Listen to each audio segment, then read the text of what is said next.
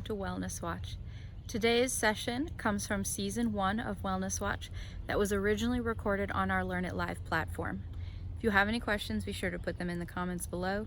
Please also like our video and subscribe to The Dancing Herbalist for more herbal medicine, health, and wellness related content. Please enjoy our video on what water and why. Good morning, everyone, and welcome to Wellness Watch. This week, we're going to be talking about what water and why. Hi, Annabelle. How you doing today? Hey, Jillian. I'm doing great. Thanks. How are you? I'm doing great. I'm really excited to get talking about water today. I got my water right next to me. Do you have yours?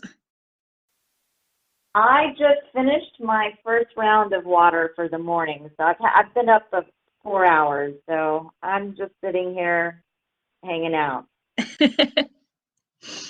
So for those of you who don't know me yet, my name is Jillian Carnrick.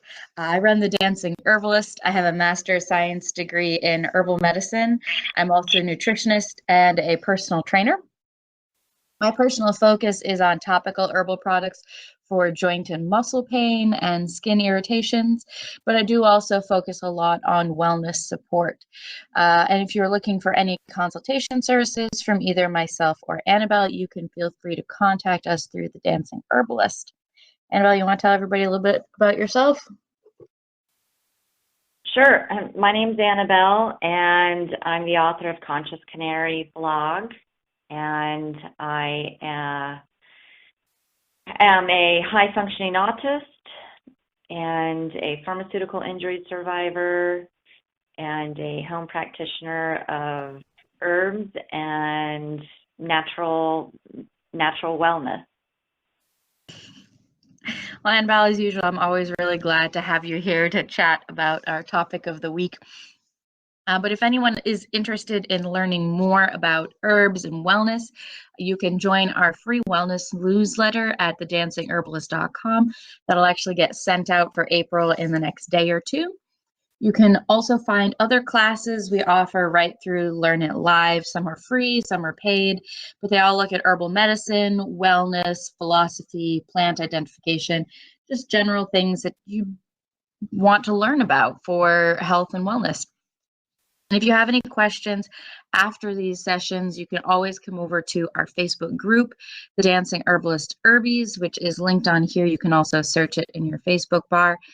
But usually that's the fastest way to get in touch with one of the practitioners at The Dancing Herbalist.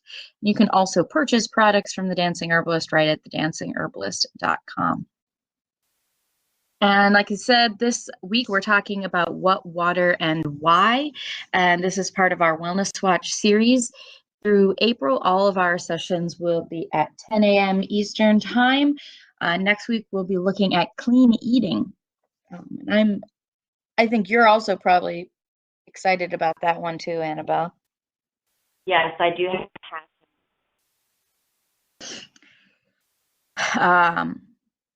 Yeah, so water. Annabelle, where do you get your water? Well, I get my water from a reverse osmosis dispenser. We're fortunate here in this area to have some markets that have big dispensers of reverse osmosis water available. And I have well water in my home. What about you? Are you on water? Sorry, Annabelle, I didn't hear that. You stepped away from your phone, I think. No, my thing just keeps going off of speaker. So, do you have city water over there? I do have city water for my tap. I use a filter for my drinking water, and it is not my favorite choice, but I prefer that over getting plastic bottled water. So I try to at least go that route, but when I have the opportunity, I try to reach for mineral water.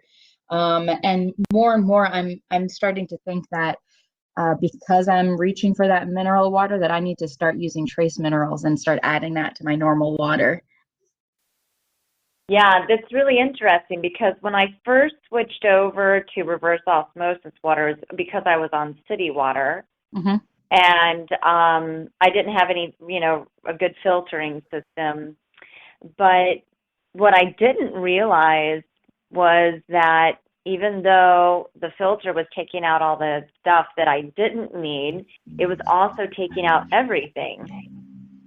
Yeah, So reverse osmosis definitely does that. I don't believe that the kinds of filters I have take out everything, but I wish it took out right. more. Yeah, it's interesting because I know which one you use just because we know each other.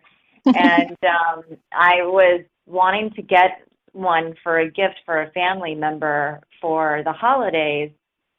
And so I really did some in-depth research, and there was a few that stood out that, of course, were BPA free, but that Mhm. also had, they didn't strip out all the minerals, but they took out a vast majority of the contaminants. So I think that the water filter companies are becoming more and are becoming better. I mean, there just seem to be a lot more options out there. Um, but, that's just drinking water. I mean, we actually get more water in our system whenever we take a shower than if we drink a gallon of water in a day. Yeah, I mean, absorbing water through our skin is something that some individuals do easier than others.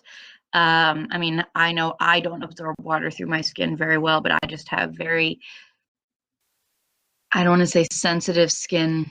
Let's just go with annoying skin. That's why I make products for skin support, because my skin is not the best. But Right. let's talk a little bit about why we need, like, what's wrong with all of the water that's out there, because there's so many issues with water for drinking. And I mean, we all have heard about all the terrors of what's happened in Flint, Michigan, and that's just like the tipping point has happened there. But that kind of thing can happen anywhere at any point in time, and our water supply is just getting so damaged. Absolutely. It's really very interesting. I think that, the Flint, Michigan issue really started shining some light on the level of contamination that we have in our waterways. There's, of course, a lot of work being done on grassroots levels. People around here do a lot of trying to conserve in the bay and the Monocacy Hmm. River, things of that nature. But it's really a huge problem, and it's not just something like Flint, Michigan, who has lead issues, but there's also a lot of runoff for big agricultural farms, which we're surrounded by, Yep. that use heavy herbicides, insecticides, and fungicides that get into the water supply, and pharmaceuticals that get into the water supply as well. Yeah, it's the So pharmaceuticals that are what really worry me I mean, the agricultural runoff as well, but like with the pharmaceuticals, there's just such a broad spectrum of the chemicals that end up in our water supply from them. I mean, at least with the agricultural runoff, it's all the same, unfortunately, the same kind of stuff in very large quantities. But the pharmaceutical, I mean, like it's equivalent to like taking your neighbor's medicine. I mean, our bodies are not made to do that. I mean, first of all, we shouldn't be having pharmaceuticals anyway, unless we have no other options. But the our bodies are just not designed to handle this kind of chemical load that we're exposed to in our waters. absolutely. It's really, the pharmaceutical issue is really profound because, just taking a look at some of the top prescribed pharmaceuticals in our country are antibiotics. Mm-hmm. And of course, big feedlots also contaminate the water, and that also gets with the antibiotics and pharmaceuticals. But, benzodiazepines and psych meds, all of these are really heavily prescribed. So it's definitely something that I didn't even realize to pay attention to until I went through my own issue with, Mm. as I said before, surviving pharmaceutical injury really opened my eyes to a lot of this. And I had to really start thinking about everything that I put in, on, and around my body because of how ill I had become. And I started understanding, how contaminated the water supply was, and started trying to learn methods, to have clean water, which is a blessing. I mean, clean water is kind of scarce, I think. I completely agree. And you just said a very interesting thing that I hadn't made a connection about my own health before. Um, I don't know if how much of it I've talked to you about, but we all pretty much know I have had very bad skin issues throughout my life. And going through a lot of things, I've had a lot of allergies, we thought it was.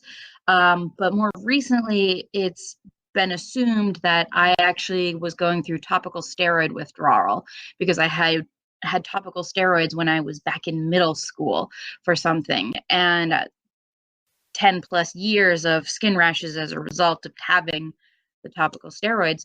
But I'm wondering if when I have flare ups, it's due to the water I'm washing with. Yes, very interesting because Because it very easily could be. absolutely, and steroids are heavily prescribed. Mm-hmm. Also, again, talking about big feedlots, it's not just people flushing their pills or, people disposing of waste not very properly, or, the municipality that doesn't do that as well. So it's very, very possible that a lot of people have skin reactions because of the water that they're using on their skin. I've experienced it myself when I've gone from one location to another. Mm-hmm. I definitely had a lot of issues, but I also had mold in my shower. So there's so many things that, really can impact us with water. And again, that's why I keep that philosophy of questioning what I put in, on, and around me. But you made a thing, you talked about trace minerals. And what's interesting is, using reverse osmosis, or things of that nature, I do trace minerals in my drinking water, but I also do them in my bath water. Do you ever do anything like that? Well, I was going to, I don't, but I really don't know how I would go about getting cleaner water for bathing. And I don't know that there's any easy way to do that. Are You you have to familiar get with any systems like that? yeah, you have to get a filter. There's some really good, easy filters for the tub, Mm-hmm. and then getting a shower filter. I mean, people have the option of getting a whole home filter, but if you're Yeah. renting like you and I do, that's not really an option. So the shower filter, there's some easy tub filters, and then there's counter filters that you can get that are really pretty inexpensive and really very wonderful. I had a good experience with, a couple of companies, but you definitely want to make sure that they're independently rated, and you want to see what they filter out because not all filters are created equal. No, definitely. Fluoride They're definitely not all created equal. Fluoride is another example of that. A lot of Mhm. filters do not filter out fluoride, and most of the water supply is fluorinated. Yes, and fluoride is a challenging mineral because we do need some. Um, Sure. I I was exposed. I have a very interesting situation with fluoride that I don't think you know about. But when I was very young, so we're talking like 5 and under, I was living in an area that there was no fluoride in the water at all. So we had to take fluoride supplements as part of like nursery school. And as a result, I had problems with my teeth developing. So Interesting. Yes. yes, so we definitely do need fluoride. So that is one of the complicated ones because there are so many issues with it when you get way too much of it. And it's easy to get way too much of it. It really is. And this is the world of minerals that I have a hard time articulating because you know that um, after years of supplementing, no longer supplement. Hmm. And that's because, starting to understand the way that these minerals work interdependently along with one another, they can't be isolated inside the body. That you really touched on a great point. Fluoride is a natural occurring element. It just like candida is good for us, it Yeah. can also be bad for us if it's out of balance. And so there is, like, every time we talk, I'm always talking about balance. And that's Of why course, I that's what love we all turning, need. huh? That's what we all need is balance. I know. And that's why whenever I need trace minerals and whenever I'm looking to really uptake my mineral content, what I've turned to these days is herbs. Herbs and fruits like lemon. I infuse my water with lemon overnight to give it, a wonderful boost of all the trace minerals that are in a whole food that are balanced, that can come into my body in a balanced method. Yeah, and just yesterday I was commenting on someone's post in some natural medicine group. They were talking about nettles and they wanted to do an alcohol extract of nettles. And I'm like, you can do Mm, that, but you're not going to get the benefits you're looking for. So stinging nettles is, we talked about it a little bit last week in the My First Herbs, right, but it's really it's like a vitamin, basically. Um, Eating stinging nettles is the best way to get the nutrients from it because you're getting all of it. But a long time sitting in water, just like you're talking about with your lemon sitting overnight, the same exact thing with stinging nettles. If you let it sit in water for a long time, that's when all of the really good nutrients and minerals are going to come out into the water. yeah, it's been my new passion lately of finding new ways to do really, and I don't want to use the word strong infusions, but what I would call really balanced infusions, because you need a great deal of that. That I used to do mineral water, which I love. We both, I think, drink the same one. Yeah, I But, started drinking that brand because of you. So oh my gosh, I love that brand. And I don't know if we talk about brands, but anyhow, I loved it because it was in glass. And you touched on yes. something about drinking out of plastic. Like, how do you think that when did you start kind of changing that method or becoming aware of the issue with bottled water? Well, I'm always of the opinion, do as best you can when you can. I mean, if I am traveling and I'm in an area where I cannot get glass water, like water in glass, I will get plastic because I need water, and getting water is more important than it being in Right, plastic or glass. right. So that's the first thing, is to make sure you're getting water. Um, but I don't consider myself to be a super taster, but maybe I should start considering that because I can really taste when water is in plastic. And I'm sure it's some of those chemicals that are leaching out of the plastic and into the water. I can just tell that it's not as good, and that just doesn't happen with glass. And Right. there's so many other issues with plastic out there, and just it being,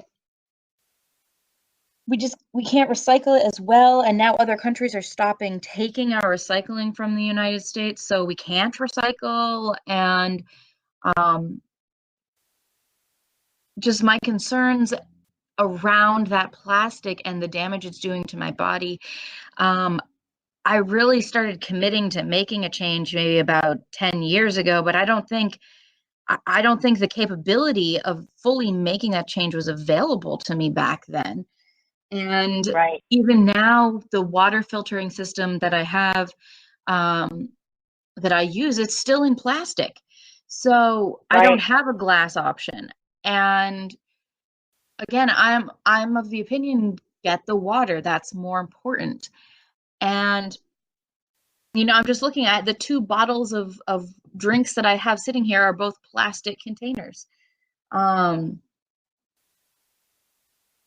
even It's with that, really difficult to get away from plastic. I mean, it just in is. general. It is, but I'm also of the concern that because we can't recycle these as well, and just like the infrastructure isn't there to recycle our plastics extremely well, actually use them and don't waste the plastic. And don't just dispose of it willy-nilly because you Right. want something better. Like there's pluses and minuses, and we have to think about the larger issue, the environmental impact of getting rid of our plastics, the same Right. as the impact to our bodies to continue to use the plastics. Um, Well, this is something we probably could do a whole series on, oh, of you course. know. Yeah, because it's been definitely a journey. And what I do is I get my water in glass gallon jugs, Hmm. and then I have 4 to 6 32-ounce mason jars that are wide mouth. Yep. And I usually fill them up and put them in the refrigerator. And what I like to do at night before I go to bed is pop fruit in them. I'll put my lemons in one because I always do lemon. So Hmm. I squeeze the lemon, I put the whole lemon in there, I let it sit overnight. I usually take it out in the morning and let it, stay a while, and that's my 32 ounces of morning water is lemon water. Other ones, I'll do the herbs and then put it in there, and then I'll just put dates, raspberries, strawberries, oranges, cucumber, mint, whatever. Hmm. Whatever I've got, I'll put it in there and I'll let it infuse, and then I'll have I'll have water for the next 3 days. So because what I find is that I get really busy, and one, I used to forget to drink water, or two, I wouldn't have anything really available that was really actually that good for me in general. Yeah. So, Annabelle, if you don't mind, I'd like to take a few minutes and kind of go through the different kinds of water. We are supposed to be talking about what waters after all, Yeah, but talk about like what the actual differences between them are. So we touched on tap water a little bit because that's what most people have access to. And we talked about like the downsides that tap water is going to have, like potentially pharmaceuticals in it, easily going to have rust from pipes in it, also pesticides and herbicides from runoff. Um, is there anything else in particular you pharmaceuticals, can? Yeah, I didn't mention the pharmaceuticals. So generally, there's like, oh, there could also be bacteria or foreign objects in tap water.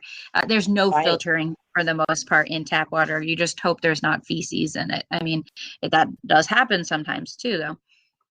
right, Um, but really, I think the next step up to tap water is probably using like a really basic home filtering system. Um, and for the most part, a home filtering system is going to take out or hopefully going to take out some of the pharmaceuticals, pesticides, herbicides, and the debris or particles. So that's also going to include like rusts and things like that. But it right. does not take out things like bacteria. Um, so, because a normal filtering system does not filter out bacteria or viruses or anything like that. Those are generally smaller. And this is why, like, even when there's, what's the word? Sometimes there are cautions or warnings that are released to boil your water. Right. And this is because there's somehow been like a bacterial release or something like that. So there's a higher concentration of bacteria in the water. So after you filter the water, then you need to boil it to kill off the bacteria. So that is actually something that someone could consider doing just to improve the quality of their water a little bit. There's a slight downside. If you are just boiling tap water, though, you're actually concentrating the pharmaceuticals, pesticides, and herbicides that are in there. Yeah, I was just thinking that. I mean, I used to think that boiling it would kill off everything, but that's the interesting part of chemistry. You know, part of it kills it off, but then the other part of chemistry is getting a bolster from the boil. Yeah. So really, you know, I think in our culture and with the level of compromise that the water system has, I mean, it's not even just some of the stuff that's going around as far as agriculture. Think about something like when Hurricane Katrina hit, you know, and that's because, exactly when you boil water. That's exactly the time. right. When I was down there, you know, doing part of that cleanup, it was really amazing the amount of debris and contamination of the water. So I think that in where we're at in our culture, everyone would benefit greatly from having a water filter of some kind. I think if you're seriously damaging your own health if you don't have minimally a water filter for your drinking water in your home. Unless you have well water, because some individuals have good well water supplies, but even well water probably should be filtered. So I know Right. that when I'm traveling, I mean, my biggest concern when I'm traveling is getting good water. And so unfortunately using plastics, and I am going to drop a brand name because, you know, there are others and I'm sure they all work similarly, but Brita does have water bottles that have filters in them and other plastic bottles, but those are great for traveling and having a filter available. Right. They even have this, I don't know what it's called, but for people that are out and about or hikers or things of that nature, they Life have a straw. I was getting to that next. Oh, nice. Life Yeah, straw I've is seen those. I different. love them. Life straw Yeah. is not a normal filter because life straw also filters out bacteria. Oh, nice. Those look pretty amazing if you want to be mobile that way. Yes, and especially if you're traveling to a third world country and you don't know if you're going to have access to even bottled water, a life straw is really necessary because the point of a life straw is that you can drink out of a stream safely. Right, exactly. Because it filters out all of those, like if there's any runoff from agriculture, or if there's any pharmaceuticals, but also if there's any bacteria in the water, because it does filter out the bacteria. So a life straw, it's much more expensive than a normal filter per bottle equivalent. Because Right. if you look at it, they're going to be about the same on the shelf, but you're not going to get as much out of a life straw. But if you're traveling anywhere that you really don't know about the bacterial content of the water, that's really important, especially even if you're drinking filtered water in a place that you have not lived before, there's going to be slightly natural bacteria colonies that are different in that water, and that can upset your entire digestive system. Now, generally, you're not going to have a pathogenic kind of experience with those bacteria, but again, this is where traveler's diarrhea usually happens, is when you've Right. gotten just slightly different bacteria in your water supply. And again, that's when the life straw would stop that from being an issue. But yeah, life straw, they take a little bit of learning how to use a life straw because it requires some preparation each time you actually go to use it. It's not like a filter that you just pour the water in every single time and then you have water. You have to like soak the straw, then you have to do stuff. This is a process. Right. Yeah, it's very interesting though. I mean, like you said, because you do a lot of traveling. I do. So having that sort of as part of your backup, you know, protocol, just in case you get in a situation, I thought about it because I wanted to get, more out and about, one day get to do some really intense hiking. And I thought whenever I get to that point, in a few years, that's something I think I would really benefit from having. Yeah, I mean, again, the downside to the life straw is that you basically, when you decide you want to drink water somewhere, you need to be in the same spot for about an hour. So it's not really practical to use it unless you are doing like you're in the woods for days at a time and you Mm-hmm. want water. But like if you're in a restaurant in a foreign country and you're going to sit there for an hour, that's a time where your life straw would work well because you're going to be there. You have the access to the water, you have the access to the life straw. You're not traveling on 5 minutes later from a pit stop. Right. Um, so yeah, so it's a slight downside to life straw that's not really apparent until you have one. Well, and the other kind of water that, we've used making products before is DI water or distilled water. Yeah, so the next two I wanted to talk about was the distilled water and reverse osmosis water because in my brain they kind of go together, but they're a little bit different. So DI water means it's DI stands for deionized, but basically it's as close to pure H2O as you're going to be able to get, and that's not good to drink. So a lot of Right. people see it and they're like, "Oh, it's cleaner." Well, you can think of DI water as being water that is dry because there's nothing of substance in it.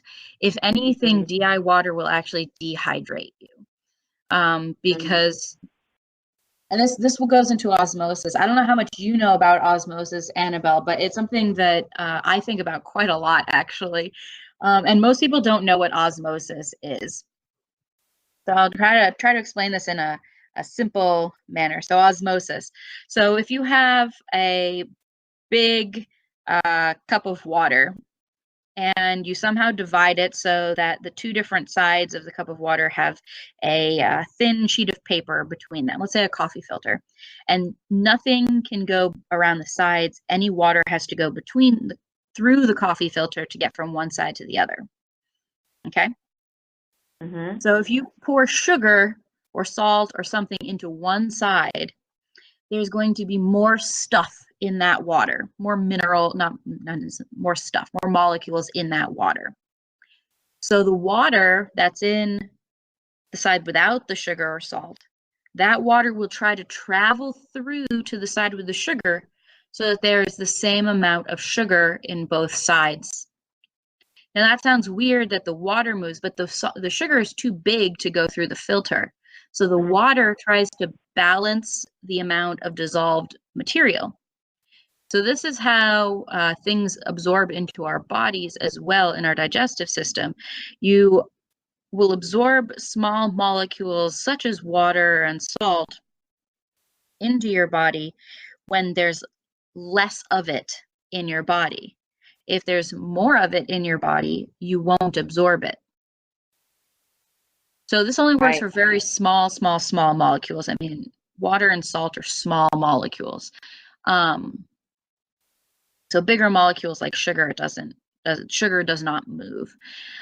So the concept of deionized water means that there's just that H2O in there. There is some other things that just happen to be in there because they're also small as well, but there's nothing dissolved in there. There isn't going to be your fluoride. There isn't going to be your minute amounts of magnesium or potassium. There's nothing in there.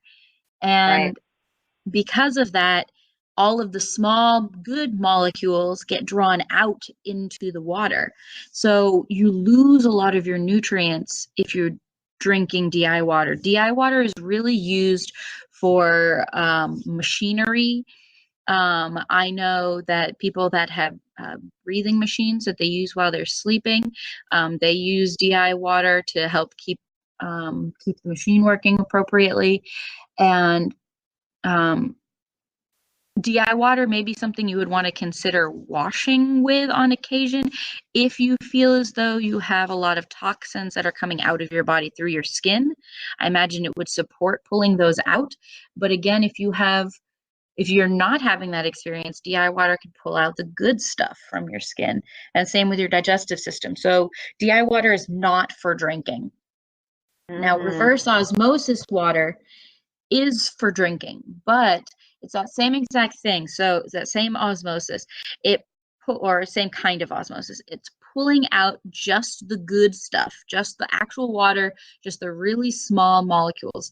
But as a result, the larger molecules that are things that we still need, again, that like magnesium and fluoride on occasion, those molecules don't get pulled out in reverse osmosis water.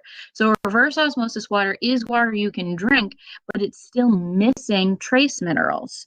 So that is generally when I say you need to add in trace minerals, like just the way you're doing it with the lemon or the nettles, or if you even buy a little bottle of trace minerals and add drops to your water. Because reverse osmosis gets some of those things, so it's not going to be dehydrating, but you're still not getting the trace minerals in the water. Right. So that reverse Yeah, and that's osmosis really is something my to be ideal, but careful about. yeah. Yeah, I was just going to say I ended up severely dehydrated, not understanding that, Hmm. reverse osmosis water did not have mineral content to it. Yeah, because they're larger molecules, so they just don't come through.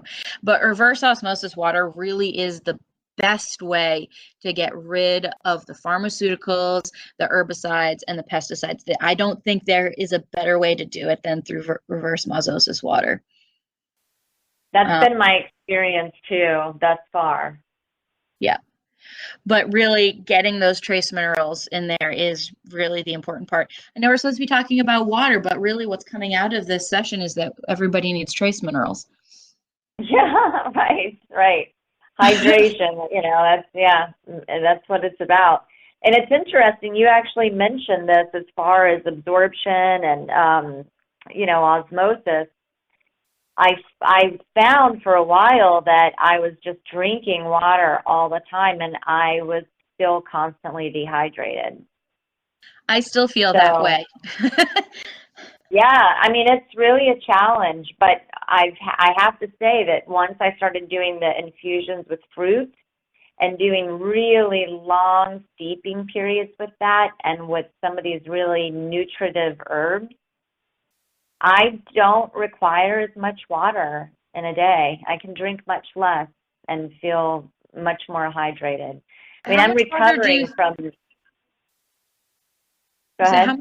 how much water do you think you drink in a day, Annabelle? I would say maybe 1 liter, 1.5 liters. Okay. When I That's about 1.5 liters is my ideal. On a bad day, I might only get half of a liter, but I aim for 1 liter. Even though it really, for the average person, the kind of standard is 2 liters a day of Right. water. So 2 liters is a gallon, right? I believe so. No, a gallon, No, I it's a think. half a gallon. Half a gallon. 2 liters is half a gallon. 2 liters is half a gallon. Um, But there are some, and I mean, Annabelle, you're a very small person. I am larger person than you, but I'm not a large person by like normal standards. But some very large individuals, even just very tall men, they do easily need a gallon of water a day. And I Right. mean, just think larger individuals, you have more blood you need through your body, so you have more water you need to maintain that blood flow. So I know a number of people that do easily need a gallon of water a day. And when I first started hearing that, it always shocked me. And I was like, well, I guess it really does make sense.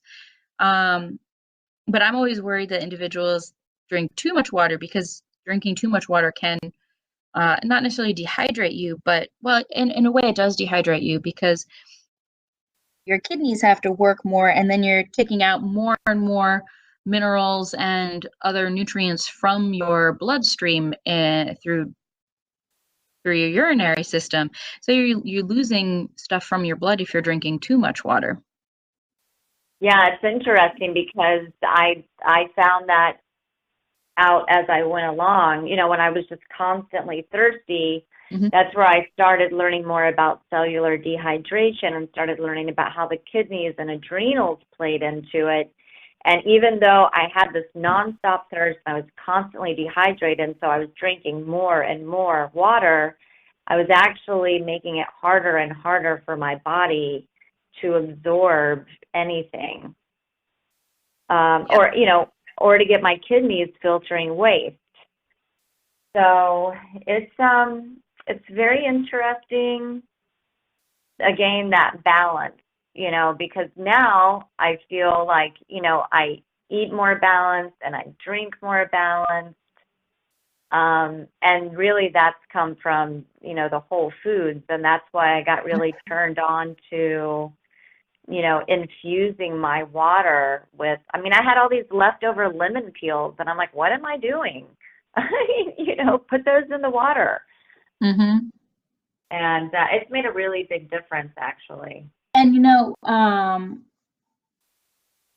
don't know clearly if lemon peel is used for, but I know grapefruit and oranges, so grapefruit, some individuals will eat a piece of a grapefruit peel when they eat a grapefruit, and it's to balance the sweetness of the fruit with the bitterness of the peel, and that actually really helps your body to digest it more effectively.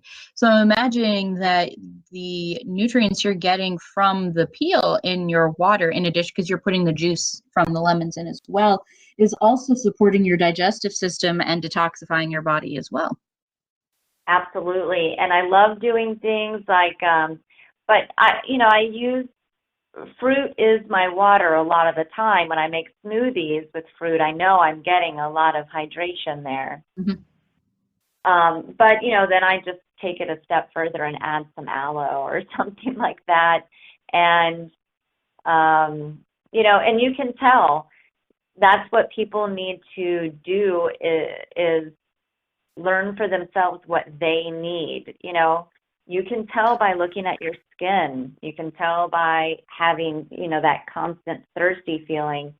And really that constant thirsty feeling, I think, is more adrenal and thyroid and endocrine related.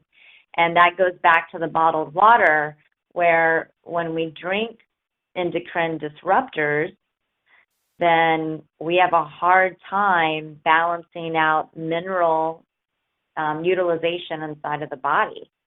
Are you referring your endocrine disruptors? Are you referring to plastics in general? Plastics in general, I mean, there's a lot of them. If you spray, you know, conventional perfume on, then, you know, you're hitting that endocrine system pretty hard. So there's all kinds of endocrine disruptors, but you know, what I find with that, when I look at bottled water, is I can't help but think that it has a massive impact on the thyroid, which is a really huge epidemic in our culture. It really is. It really is. But, you know, there's so many things we can do, and I've told you before, my favorite saying from my father was prior proper planning prevents poor performance.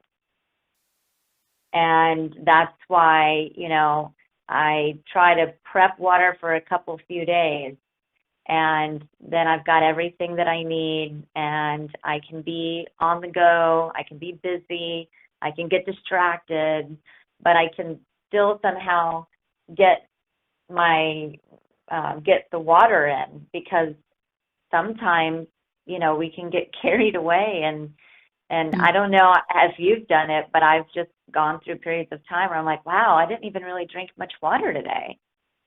Yeah, it always worries me. And water is probably, or staying hydrated is probably the wellness practice that I focus on the most. And I definitely still struggle with it. It has been something I have struggled with for a long time, of getting enough water. And even when I get into a pattern where I think I'm doing really good and I'm getting a lot of water, then something happens and then I'm just like, oh my gosh, I haven't drank water today. Whoops. Um, Right. for me, really, the times where that happens the most is actually the times that I notice I'm drinking water the best is when I'm exercising and when I'm sweating a lot. But just like even today, I went out for a walk and it's pretty chilly out this morning. So I didn't feel that I was sweating. So even though I had a bottle of water in my hand, I never went to go drink any of it. Right. And I mean, part of that was that the water was cold and I was cold and I didn't really want to drink cold water while I was cold. But just finding ways to remind yourself to drink water and be consistent with it is really important. And like you add your fruits and your other things to your water, and that really does change the taste of the water, making it more interesting to drink. um Mm. I when I realize that I'm not doing well at drinking water, I will use a variety of different like electrolyte tabs or liquids or things like that. um and I find those work really well for me because I try to get as many vitamins and minerals from my foods as possible, but I personally, again, don't like supplementing like you do. But the adding the electrolytes and minerals to my water is something I'm much more comfortable with doing. And that also makes it more palatable and interesting to drink. So I encourages me to actually drink more water instead of taking a vitamin that may only drink a few tablespoons of water when I try to take a vitamin. I think kind of putting them together for me makes it much more effective. Just the same way that you're getting your vitamins and minerals from your long steeping water or fruit teas or whatever you want to call them. Um, and one thing I always I think we talk about tea and coffee a lot and how those are sometimes hydrating and sometimes not hydrating just because of the tannin content. But excuse me. Um, One thing I think we don't really talk about a lot is fruit being in the water and if that actually alters our ability to absorb the water. And I'd assume it would encourage our water absorption more just because of the electrolyte content. Just having electrolytes in water will help you absorb it more effectively. That's one problem I tend to have. So sometimes when I know I'm not absorbing water well, I will add some salt to my water. And I think you do the same thing, don't you, Annabelle? I have. I do it a little bit less these days. Yep. But I have. I used to make my own electrolyte drink with pink Himalayan sea salt, lemon juice, orange juice, and a little bit of honey. Hmm. But you can play around with that, and you can use. I love soaking dates in water because I love dates, Hmm. and using that water and putting some salt in it is another great way. And it sounds a little weird, and I'm just sort of experimenting with this right now, is using seaweed, and also using seaweed in the bathtub. I mean, a lot of different cultures use seaweed for the health benefits. Um, I mean, you know that I can't have seaweed, or at least I can't have nori. I'm pretty sure I can't have bladderwrack either. I break out into hives with it. Mhm. So, um, but yeah, so for people that are in the US, the company that I always send people to for seaweed is the Seaweed Man. I got to meet this individual years back. He runs a wildcrafted seaweed company on the coast of Maine, and he's a very enlightened individual, and he really pays attention to conservation efforts and things like that. But he has so many recipes on his site, and you can order from him, and he has soup mixes and all sorts of things. Like if you want to get uh, basically seaweed that's not nori, because it's mostly what's in grocery stores is nori. Um, but there's a lot of different kinds of seaweed out there, and I think it works really well for a lot of people, especially individuals that are having thyroid issues because of the iodine content that is in seaweed. um, and it really, for me, it concerns me when I hear personal trainers. This is where I hear them talk about making sure you have the iodized table salt, and I'm like, well, no, just eat seaweed. Right. um, because Yeah. it's the same concept. I mean, seaweed tastes salty because of the mineral content in it, not because of salt. Yeah. Um, And, you got to think about what you're using. I mean, regular table salt is not good for our system. It's not good for our arteries and our pathways. It's, mhm. sedimentary. But so yeah, making your own drink or what have you, I guess, I always just called it my natural Pedialyte or whatever, because that's what I used to drink when I was dehydrated. Yep. But the thing that I have a hard time with is getting hydrated or staying hydrated when it's really hot out and I'm sweating a lot. But the other thing that I do, and that people can do, is you can make a tea infusion and you can make it into popsicles, or you can make fruit Yes. popsicles. Yeah, I'm really a huge proponent of telling people to freeze their teas. I probably first heard about it from one of my teachers who was making chamomile tea for her teething baby and then was freezing the extras in an ice cube and then put the ice cube in a washcloth. And that's perfect for a teething baby to kind of gnaw on.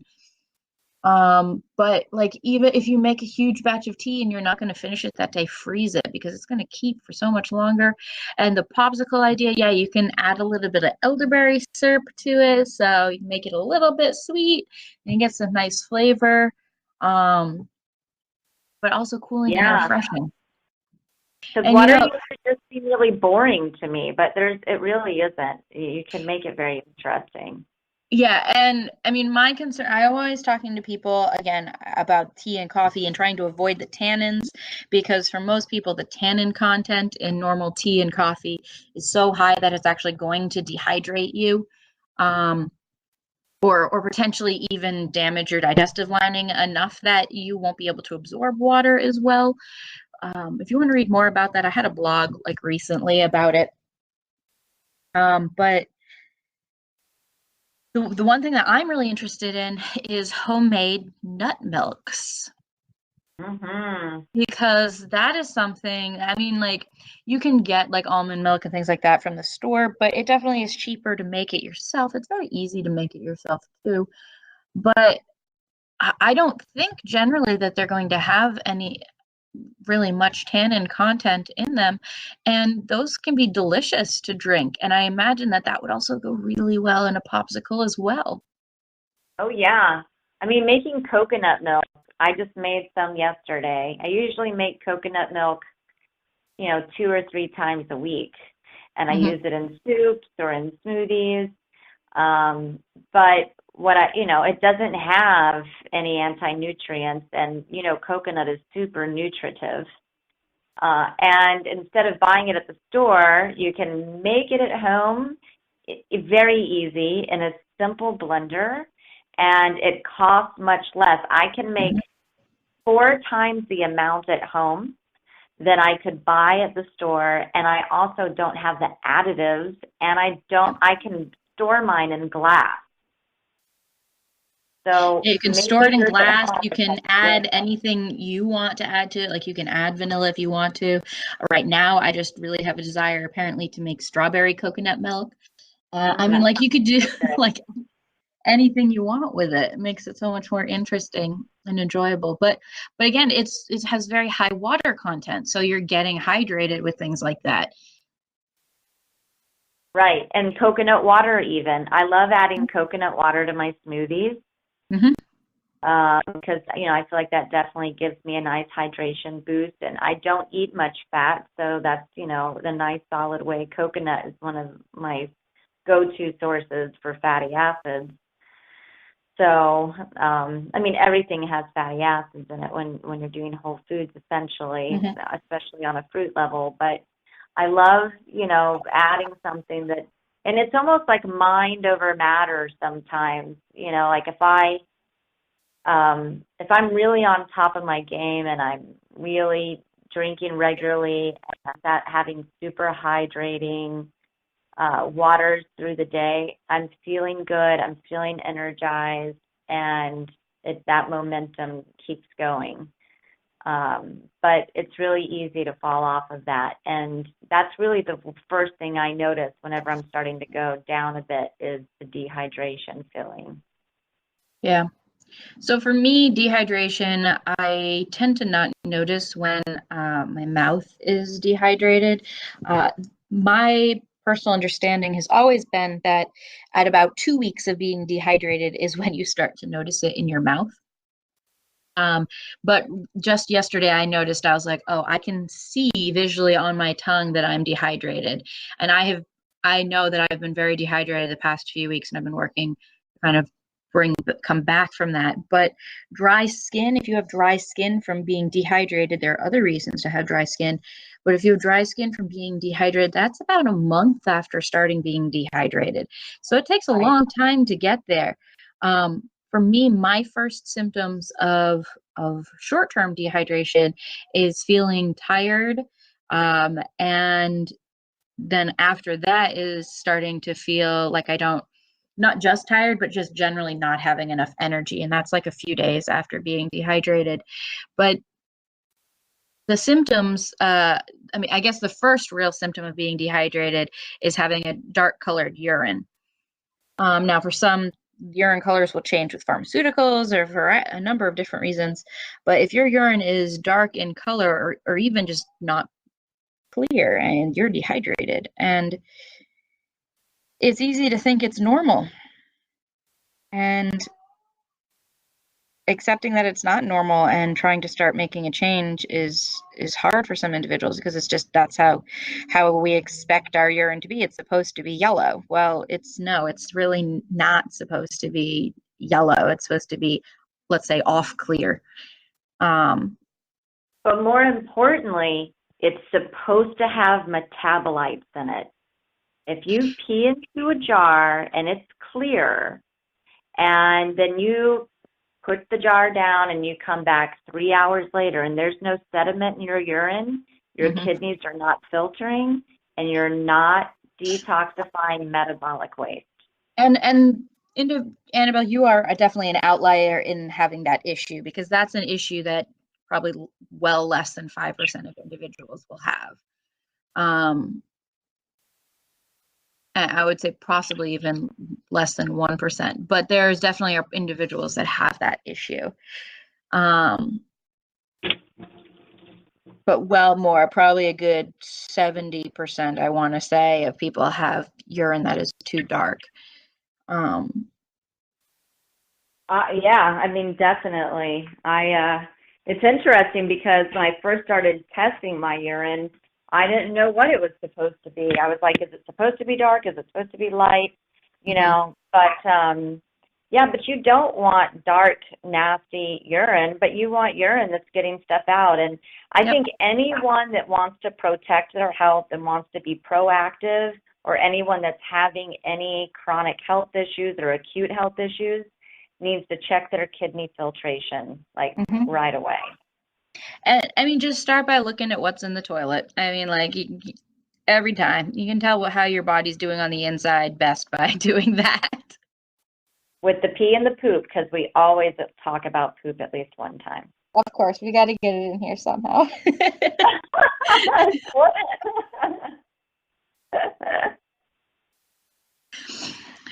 Okay, Annabelle. Well, we're going to be wrapping up for today. The only other thing that I had on my list to kind of just like throw out there and mention was like drinking sparkling water. I mean, you know that I'm a fan of drinking sparkling water, but I am recently thinking, and I mentioned this to you, that the sparkling water that I've been buying, I think I've been reaching for it because of the mineral content, because I'm getting sparkling mineral water. So I personally am looking now more about getting more minerals in my water rather than getting the sparkling water. But I think sparkling water, just that texture, can be a great transition for people who are trying to stop drinking soda and trying to move more towards water. And I think pouring sparkling water over fruit can also be like a really nice treat because it's fancy sounding. Oh, yeah. But a lot of people are concerned that sparkling water or bubbly water, carbonated water, whatever you want to call it, may actually reduce your ability to absorb it. And I'm again back on that same boat of, well, it's still water. It's better than not getting any. Right. So I say use it as a transition method, and that's why I'm looking to see if it's actually more the minerals that I'm craving or desiring. But was there anything Right. else about water that you wanted to chat about today? I don't think so. I think that last bit, you touched on, because it was definitely helpful in the transition off of soda and, Yeah. really heavily laden, sweetened, carbonated beverages to drink sparkling water, or whatever people call it. And when it comes to soda, I know we're not talking about like drinks like that really, but one thing I want to mention out real fast because I think it's really important. Don't go for diet drinks. Right. If you're Right. going to drink like Coca-Cola, don't get Diet Coke. Get the regular Coke because there's so many other issues with the fake sugars than anything else in there. I mean, there's way other issues, but you're going to have harder issues long term if you go with diet soda drinks than when you go with regular soda drinks. And the transition to not having soda drinks with from regular sugar ones to no sugared ones, basically, or just don't drink diet soda. Yeah. It's worse than regular Don't soda. drink diet soda. Right. I'm like, Absolutely. this is too much of a tangent. But yeah, so next week, Annabelle, we're going to be talking about eating clean. Awesome. So mostly, I believe we're going to be talking about like why to eat organic. And I mean, probably most people that listen to these kinds of things already know why they're eating organic, but we'll talk a little bit more about that. And if you can't eat organic, what are some other options you can do that are just as supportive, or not just as supportive, but let's say in between options that you can go with. But also looking at when animal products are appropriate and when they're not necessary, and other different things that can go into thinking about eating clean foods. Um, Right. yeah, so I look forward to talking with you next week, Annabelle, and thank you everyone for joining us for Wellness Watch. If you have any questions after this session, you can feel free to come over to our Facebook group. And we want to thank all of our patrons for supporting our Wellness Watch program. If you do want to join our Patreon page, you can do that at patreon.com/The Dancing Herbalist.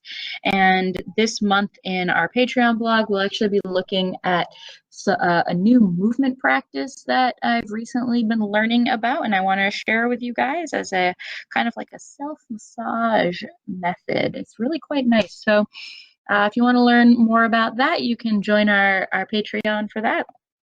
And again, I hope you guys all have a great day, and I'll talk to you all later.